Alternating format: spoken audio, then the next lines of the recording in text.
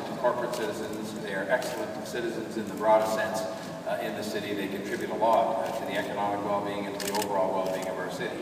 And this is just another example of that. I just want to say, Peter, to you and to your entire family, thank you for what you continue to do to develop this city in every respect. And it's important that this brought us here today. This is an important day in the life of what I think is one of Canada's most exciting urban renewal projects. A lot of people think it's about parks, and it is, and a lot of people think it's about public institutions, and it is, but it's also about jobs. Using the waterfront in a sensitive and sensible way as a magnet for jobs and innovation. And today's announcement totally fits that description with the news of the 100% privately financed, privately innovated Waterfront Innovation Centre. It's a job-creating jewel, compatible, sensible design in a spectacular location. People will want to come here to develop their ideas and to create jobs for others and to bring about innovation in this great city of ours. And I think it is a perfect example of how public and private enterprises can work together to drive economic development in Toronto. And I want to thank everybody involved in that, including the Waterfront Corporation, which is a public enterprise, a shared enterprise of the three governments, and Menkes for all of their work and everybody else that's been involved. It is all about jobs in the end, and that's fundamental to getting anything done in the city in terms of our future prosperity. 2,000 people will work here when the project is done, as has been mentioned.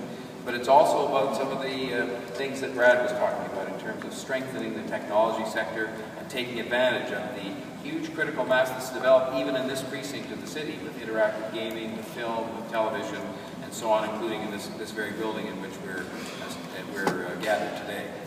Waterfront Toronto and Menkes are doing what we want to see done over and over again across Toronto, and particularly on the waterfront.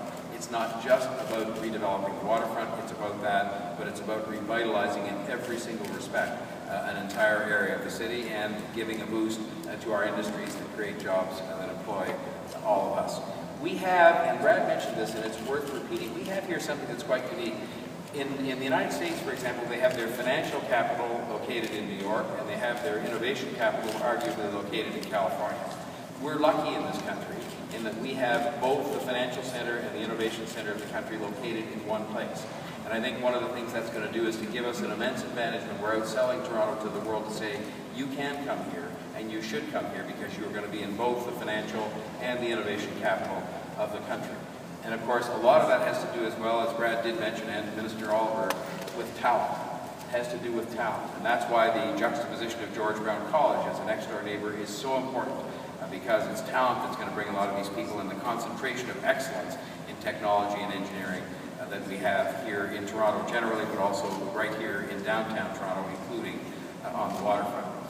We are developing a critical mass of these kinds of innovation spaces where people are nurtured and helped along and incubated as they develop their ideas, and we're going to have to continue to support and nurture places like this new Waterfront Innovation Center and all the places like it as we go forward.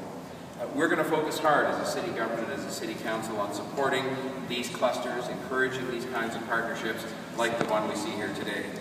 We are going to work hard to make sure we're seen around the globe as the city that feeds on innovation and that nurtures innovation. And we're going to continue, of course, to revitalize the waterfront.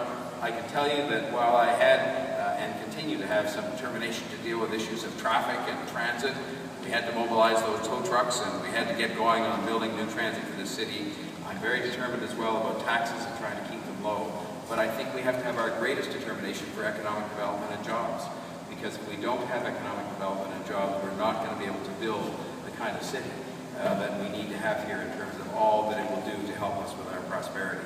I'm not sure that getting out and selling Toronto has been the priority that it should have been in recent times, but it's going to be, and it's things like this that are going to allow us to go out and sell Toronto in every respect. The waterfront itself, the innovation center that's being announced today, and I just can assure you that I'm going to be out there with Michael Thompson and others and Minister Brad Dogood selling Toronto and making sure this is the place to come to invest and create jobs for the future well-being of our city.